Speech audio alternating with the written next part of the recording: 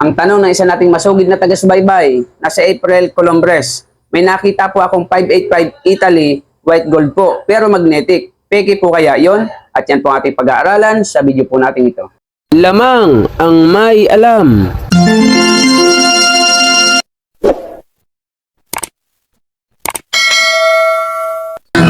Ginto pilak ang ibabaw ko, pag pilatis ng ginto eksperto ko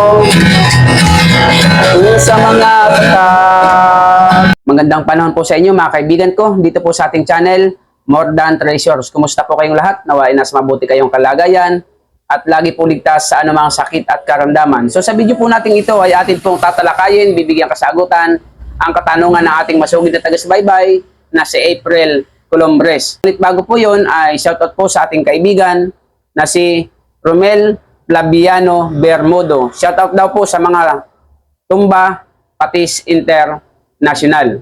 So tuloy po tayo. Ang katanungan po ng ating kaibigan na si April Colombres, meron daw po siyang white gold na may tatak Italy 585. White gold daw po yun, pero magnetic. So, ang atin pong masasabi dyan, mga ka-More Than Treasures, sa hawak ni April na sinasabi niyang white gold, sa totoo lamang po, wala pa po akong nakitang white gold na dumidikit po sa magnet. Dahil ang dumidikit lamang po sa magnet na aking mga na-encounter sa loob po ng aking 16 years na pamimili ng alahas, ang nakita ko lamang po na dumidikit sa magnet ay yung mga yellow gold. Meron po ako nakukuha niyan na dumidikit talaga sa magnet, bagaman po at ginto, 18K pa nga po yung iba. Pero dumidikit po ito sa magnet. Ngunit sa white gold ay wala po akong nakita na dumikit po sa magnet. Sapagkat ang white gold po, mga ka-More Than Treasures, yan po ay imported. Kaya hindi po hinahaluan ng bakal.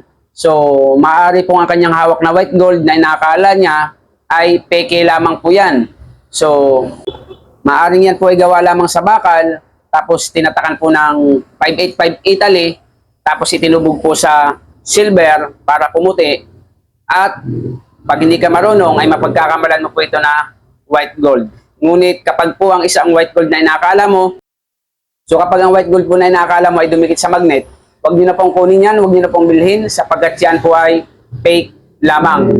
Dahil inuulit ko po sa inyo, ang white gold po, yan po ay imported. Kaya wala pong white gold na dumidikit sa magnet. Maliban na lamang kung ang yellow gold na dumidikit sa magnet ay tinubog pa sa silver para magmukha po itong white gold. Ngunit ang ina-advise ko po sa inyo, kapag ang white gold na inakala mo at minagnet mo ay dumikit sa magnet, huwag nyo na po yung bilhin dahil fake po yan. So nawa po sa kasagutan natin sa ating kapatid na si April Colombres ay nalinawan po siya na wala pong white gold na dumidikit sa magnet.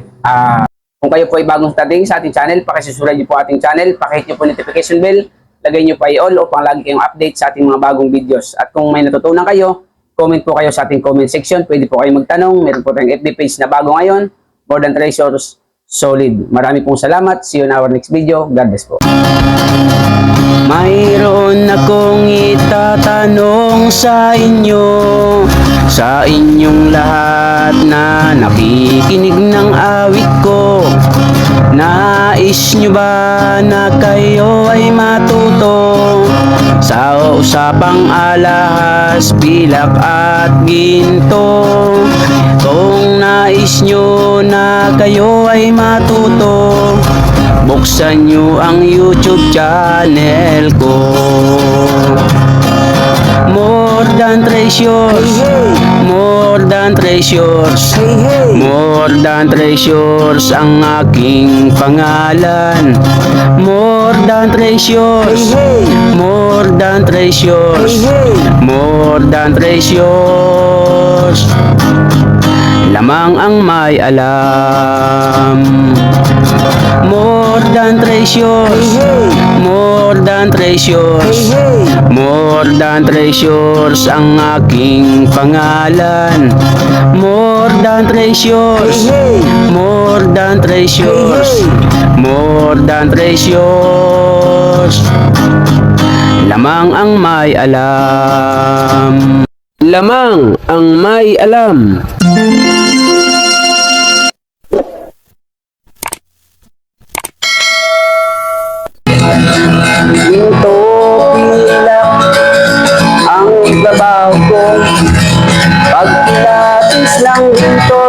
eksperto ko kung sa mga kabisado ko. Alam ko ang peke at totoo. Ako ay isang masayang ng ginto. Alam ko ang tunay at totoo. Kung usapan ay alas lang, yan ay kaya nating patunayan. Ako ay alahero at asayer ng ginto.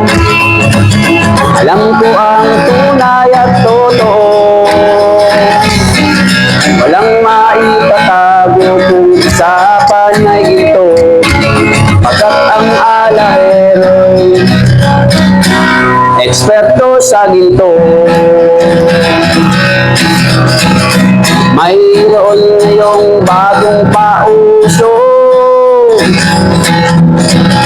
Mahal daw ang bariyang 10 piso. 2001. Ang iba naman ay 5 piso. Ang iba ay 20 peso, lagpas kwelyo. Kung sila'y inyong tawagan, chat mo at kahit reply wala man lang. Pagkat ito ang katotohanan. Sa usapang barya, sila'y walang alam. Dito pilak ang trabaho ko. Pagpilatis ng ginto'y eksperto ko. Kung sa mga ay kabisado ko. Alam ko ang peke at totoo. Ako ay isang asayer ng ginto. Alam ko ang tunay at totoo. Walang maitatago kung usapan ay ginto.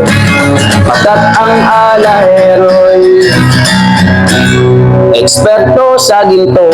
May mga taong akala mo ay may alam sa pagkilatis ng ginto ay nakikialam, ngunit ang kanilang ginagawang paraan ay napakalayo na sa katotohanan.